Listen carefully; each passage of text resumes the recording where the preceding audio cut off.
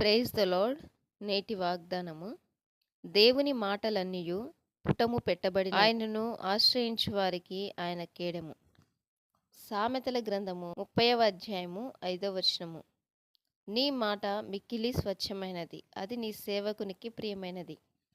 కీర్తనాకారుడు ఈ విధంగా అంటున్నాడు, నీ సేవకునికి దయచేయబడిన మాట జ్ఞాపకం చేసుకొనుము, దానివల్ల నాకు నిరీక్షణ పుట్టించున్నావు.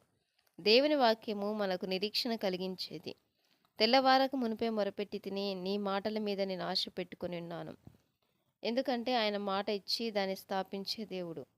దేవుడు చెప్పిన ఏ మాట అయినను నిరర్థకము కానేరదు. దేవుడు మనకు దయచేసిన మాట మీద నమ్మకం ఉంచుకొనాలి.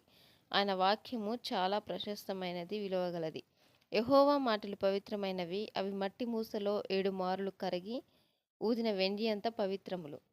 నిన్ను ఆశ్రయించు వారందరూ సంతోషించుదురు.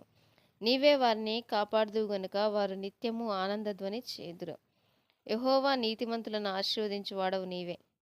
కేడెముతో కప్పినట్టు నీవు వారిని దయతో కప్పెదవు. కావున నీ నామమును ప్రేమించువారు నిన్ను గూర్చి ఉల్లసింతురు. ఆమేన్.